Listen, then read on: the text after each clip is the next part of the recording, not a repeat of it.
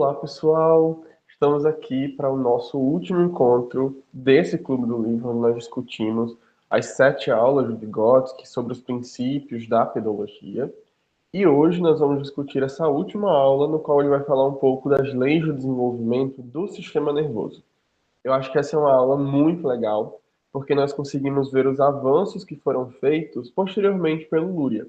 Então, se você tiver gostado do conteúdo desse capítulo, quando você leu, eu recomendo que você dê uma olhadinha no que o Luria fala também sobre esses fatores, sobre essas questões do desenvolvimento do sistema nervoso, que ele acaba confirmando muito das leis e muito das questões que o próprio Vygotsky traz aqui, inclusive cita alguns dos experimentos, algumas das situações que foram investigadas e que o Vygotsky fala nesse capítulo. E então é um capítulo que é interessante justamente por essa atualidade, digamos assim. O Vygotsky conseguiu fazer ali descobertas muito interessantes sobre o desenvolvimento do sistema nervoso, certo? Então, primeiramente, ele vai dizer, né, vai explicar o que é que vai ser estudado nesse capítulo. Ele diz que hoje devemos analisar o desenvolvimento do sistema nervoso, do cérebro, como um dos principais momentos do desenvolvimento da criança.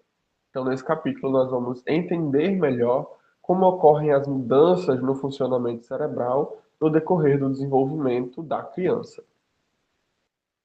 E ele determina aí 3 leis básicas, 3 leis centrais para se entender o desenvolvimento desse sistema nervoso, certo? A primeira lei é a transição das funções para os centros superiores. Então, nós temos primeiro as funções nos centros inferiores do cérebro. A segunda lei, a conservação dos centros inferiores. Então, quando uma função ela se desenvolve, ela se complexifica, ela não perde o seu lugar no centro inferior. Ela continua ali. A questão é que um novo sistema funcional se desenvolve, onde ela também é regulada pelos centros superiores, a parte mais frontal do cérebro, que está relacionada com a regulação do comportamento, o planejamento desse comportamento. E a terceira, que é a emancipação dos centros nervosos. Então, quando ocorre um processo de lesão em alguma área do cérebro, seja por realmente uma, uma infecção cerebral, seja pelo surgimento de um tumor, ou seja, até mesmo por uma lesão por bala ou de outros tipos. Então, se há uma lesão dos centros superiores, o centro inferior se emancipa e volta a funcionar como o de uma criança, digamos assim, porque não tem esse centro superior para regulá-lo. Então, vamos passar com um pouco mais de calma em cada uma dessas leis. Então, a primeira lei, a lei da transição das funções para os centros superiores, Vygotsky vai nos dizer que, nos estágios iniciais de desenvolvimento, determinadas funções cerebrais são executadas com o auxílio dos centros inferiores, mas, no decorrer dele, as mesmas funções transitam para os centros superiores. Essa é a primeira lei. Então, como assim elas transitam para os centros superiores? Vamos lembrar do exemplo que o Vygotsky traz, se eu não me engano, na aula sobre o desenvolvimento psicológico, onde ele vai dizer que a função motora ela se complexifica e passa a ser uma função psicomotora. Então, o movimento ela é uma função básica.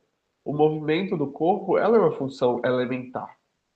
Ela é uma função que não depende tanto do centro superior. E agora eu lembrei, é na aula sobre hereditariedade, quando ele fala sobre o salto ontológico para o desenvolvimento cultural, onde tem uma ruptura, né, com aquela determinação hereditária inicial e se avança para uma determinação das bases culturais, digamos assim, do meio. E aí, nós podemos perceber que quando há esse salto, há um avanço muito explícito do desenvolvimento da motricidade para um desenvolvimento da psicomotricidade. O desenvolvimento da motricidade no bebê é um desenvolvimento inicial no qual o bebê não consegue regular o próprio movimento. Ele simplesmente se move. Acho que vocês já devem ter visto alguns exemplos do bebê que mexe o pé. E ele não consegue ali determinar direito para onde que ele quer mexer. Ele está olhando o pé dele mexendo, mas é quase como se ele não conseguisse parar de mexer, ou como se ele não soubesse como que funciona o pé mexendo. Então a gente está ali diante de um início desse desenvolvimento psicomotor, onde o bebê começa a descobrir como que funciona essa movimentação daquela parte do corpo. Mas posteriormente, o bebê vai assumir o controle sobre essa movimentação e vai conseguir andar, pular, correr. Então, aí nós temos um processo no qual o movimento inicialmente estava nos centros inferiores e gradativamente passa aos centros superiores. A gente não pode dizer que andar já é uma passagem direta ao centro superior, porque esse centro superior nem está plenamente desenvolvido. Mas é minimamente um desenvolvimento para um centro um pouco mais superior, um centro intermediário, né? Então a gente consegue perceber aí esse movimento. No entanto, como a gente vai ver mais à frente, se há uma lesão nesse centro inferior, a pessoa terá dificuldade de realizar atividades automatizadas, as atividades que são reguladas justamente por esse centro inferior. Então a gente está aí diante de uma questão de que a segunda lei vai nos falar que os centros superiores se conservam. Então não é como nós vimos no sistema endócrino, que o Vygotsky falou, que a glândula passa a funcionar, a reduzir seu funcionamento e outra glândula assume o seu papel. E aí talvez seja inclusive por isso que a gente tem que levar isso com cautela. Talvez seja muito mais próximo do que ele traz com o desenvolvimento do sistema nervoso do que o exemplo que ele trouxe ali no sistema endócrino. Então, é importante a gente perceber que essa função inferior, esse centro inferior, ele continua sendo importante, mesmo que haja uma perda da sua relevância sistêmica. Então, se a gente perde esse centro inferior, como a gente vai ver na próxima lei, e a gente vê como essas leis são muito próximas umas das outras. Se a gente perde esse centro inferior, esse sujeito tem dificuldade de realizar essas ações. E aí a gente percebe a importância desse centro inferior no sistema. Porém, o sujeito ainda consegue realizar as mesmas atividades com uma certa dificuldade, porque ela precisa ser realizada de forma consciente. E aí essa pessoa consegue realizar essa atividade, apesar de não ter o centro inferior, porque essa função foi assumida, digamos assim, foi gradativamente passando a outros centros cerebrais, e ela pode ser executada com maior dificuldade pelos centros superiores. Então a gente vê, o centro inferior não perde sua função, ele não perde sua importância, mas ele diminui a sua relevância devido à possibilidade do centro superior assumir essa atividade, essa ação do corpo. Então, na transição das funções para os níveis superiores, altera-se o papel funcional dos centros inferiores graças à perda de sua independência. Em seu desenvolvimento, a função que executavam se eleva ao estágio superior por força de sua inclusão nos centros superiores. Então, a função inferior, o centro inferior, perde a sua independência. Inicialmente, ele funcionava independente dos outros centros, e agora, hierarquicamente, ele é subordinado aos centros superiores. E por último, nós temos a terceira lei, que é a lei da emancipação dos centros nervosos. O Vygotsky vai dizer que ela significa que, dada uma fragilidade funcional dos centros superiores, que surge em decorrência de motivos orgânicos ou dinâmicos, os centros inferiores se emancipam, começam a agir independentemente, tomando para si a execução da função, que não é mais garantida pelos centros superiores afetados. Então, quando há uma lesão do centro superior, aqui a gente está falando do oposto. A gente tinha primeiro uma lesão do centro inferior que faz com que o centro superior assuma aquela função, e isso faz com que o sujeito perca ali algumas possibilidades automatizadas daquele comportamento, daquela função. Agora a gente está falando do que acontece quando é o centro superior que assume essa função. Então a gente vê o retorno de reflexos básicos do bebê que somem durante o desenvolvimento. Nós vemos o nível de desenvolvimento dessas funções no nível mais básico possível, no nível menos culturalizado, digamos assim. Então, nós percebemos aí a relação dos centros superiores com o desenvolvimento cultural, e nós vemos também a questão dos centros inferiores serem menos voluntários, porque justamente essa voluntariedade ela é papel do centro superior.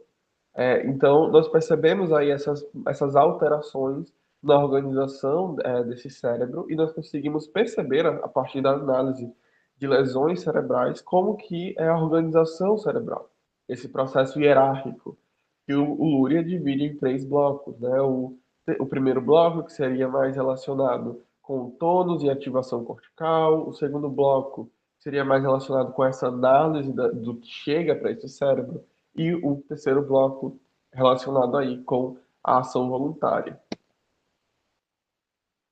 E diante disso, nós percebemos as alterações que ocorrem a partir de qual parte do córtex é afetada. Então, nós temos aí dois exemplos, eu deixei aí no verde neon para conseguir ser mais fácil de enxergar. Nós temos, na primeira imagem, uma lesão no centro inferior. Esse xizinho significa aí a lesão. Então, o que significa? No adulto, significa que essa pessoa vai perder as atividades automatizadas, mas que ele vai conseguir continuar realizando essas atividades é, na, por meio do centro superior ainda existente. Então, a depender de onde é essa lesão, esse adulto vai conseguir continuar regulando a sua atividade por meio do centro superior, como a gente acabou de falar. E agora, numa criança, o que isso significa? Se ela não tem a base inferior para desenvolver os centros superiores, isso vai ser muito desafiador. O Vygotsky usa um exemplo das pessoas surdas para explicar isso. Uma criança que já nasce surda, ela vai ter muita dificuldade de desenvolver a fala vocal. Então, ela, por mais que ela tenha o aparelho fonador preservado, ela provavelmente vai ter uma dificuldade muito grande de desenvolver essa fala vocal, a verbalização, né? Inclusive, essa é uma das grandes críticas da própria comunidade surda, porque é um processo extremamente cansativo e adoecedor, inclusive, às vezes, aprender a verbalizar vocalmente a fala, porque são estruturas semânticas mesmo, completamente diferentes. E para uma pessoa ouvinte, é muito mais fácil aprender Libras do que é para uma pessoa surda aprender a vocalizar. E aí nós vemos o dano que é decorrente de um centro inferior já estar afetado desde a infância. Um adulto que perde o centro, a sua possibilidade de audição, por exemplo, complementando o exemplo da pessoa surda, essa pessoa vai preservar a sua fala vocal. Ele pode, com o tempo, lógico, se perder algumas questões dessa fala, mas ela ainda será preservada em grande quantidade, justamente porque essa pessoa não perdeu o que ele já havia desenvolvido. Ele perdeu apenas a parte inferior, ou seja, a possibilidade de ouvir, mas a parte superior, o desenvolvimento dos conceitos, o desenvolvimento da fala verbal, vocal, não foi perdido. E nós temos um outro exemplo, que é quando ocorre justamente essa alteração no centro superior. Então vamos supor que essa pessoa perdeu ali a área responsável pela compreensão da fala verbal, da fala. essa pessoa vai continuar ouvindo. O centro inferior da audição continua preservado, mas ela não vai conseguir decifrar o que está sendo falado. Nós temos aí uma diferença muito grande. Se isso é perdido no adulto, os centros inferiores assumem. Então, nós vamos ter um adulto que vai ter ali um desenvolvimento muito semelhante, muito parecido com o de uma criança aprendendo novamente a falar. O Vygotsky diz que esse exemplo é meramente ilustrativo, mas eu acho que é um exemplo interessante da gente refletir sobre. As outras funções vão continuar preservadas, mas essa função específica da zona cerebral que foi afetada foi perdida. E o processo de reconstruir isso não é simples, e como foi perdido o centro especializado nisso, as formas de compensação disso não serão iguais ao do centro especializado, digamos assim. Nós vamos conseguir fazer ali algumas intervenções que permitam essa pessoa conviver em sociedade, recuperar em certo nível essa área, mas não será uma recuperação completa. E o outro exemplo é da criança. O que acontece se essa zona é afetada na criança? Então, como nós vamos ter a zona inferior preservada, as possibilidades de compensação vão ser maiores, e não é simplesmente por uma questão de flexibilidade, de neuroplasticidade, não é simplesmente isso. É o simples fato de que essa função vai poder se estruturar, se construir por outras vias, a partir das funções ainda preservadas. Então, os outros centros cerebrais podem compensar essa zona que foi afetada. O oposto ocorre, como nós vimos anteriormente, se a zona primária mais inferior for afetada. Então, a diferenciação é, no adulto, se nós perdemos a zona inferior, o dano no desenvolvimento sistêmico ou o dano no funcionamento sistêmico desse córtex é menor do que se for na área superior. Na criança, nós temos o oposto. O dano na área inferior é muito pior do que o dano na área superior. E aqui o Vygotsky traz, se na infância for afetado algum centro B, algum centro B sofrerá mais o centro superior C, que o posterior, que o inferior A, e ele subordinado, a ele subordinado. Se no adulto o centro B sofre, mantendo-se as demais condições iguais, sofrerá mais o centro inferior A do que o centro superior C. Então, o que ele está trazendo aqui? Ele está trazendo três centros cerebrais. Vamos fingir que são os três blocos funcionais. Não sei se era isso que ele queria dizer nesse período. Mas se nós temos um dano, uma área intermediária desse funcionamento entre o centro mais superior e o centro mais inferior. No adulto, o centro inferior vai sofrer e o centro superior vai continuar funcionando. Na criança, nós temos o oposto. Se o centro intermediário sofrer, o centro superior vai ter dificuldade no seu desenvolvimento e o centro inferior vai ali assumir, vai ali ser o centro que mais vai funcionar, digamos assim. E aí nós conseguimos entender algumas questões sobre os processos de patologias de neurodesenvolvimento. Nós temos aí diversas situações onde o dano cerebral já está pré-existente. E por isso, na criança, é difícil essas possibilidades de compensação. É difícil construir essas compensações. Lógico, ainda é necessário fazer muitos estudos dentro da abordagem para conseguir se entender melhor essas questões. Mas a gente já consegue perceber aí que, a depender do centro cerebral, a nossa forma de intervenção vai ser diferente. E por isso é importante que nós saibamos qual o centro cerebral que está afetado. E acerca disso, nós temos o conceito de análise sindrômica do Luria, que busca identificar os fatores neuropsicológicos afetados. Os fatores neuropsicológicos são áreas do cérebro, inclusive, especializadas naquilo, mas que, devido às mudanças qualitativas da própria organização cerebral, porque todo cérebro é diferente, por meio de algum exame de neuroimagem, muitas vezes é difícil identificar qual é a zona cerebral afetada de fato.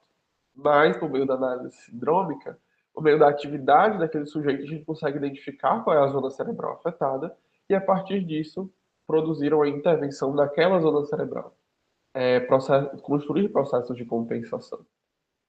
E aí eu acho que é importante a gente se apropriar disso para conseguir construir intervenções que sejam verdadeiramente coerentes com a perspectiva da abordagem.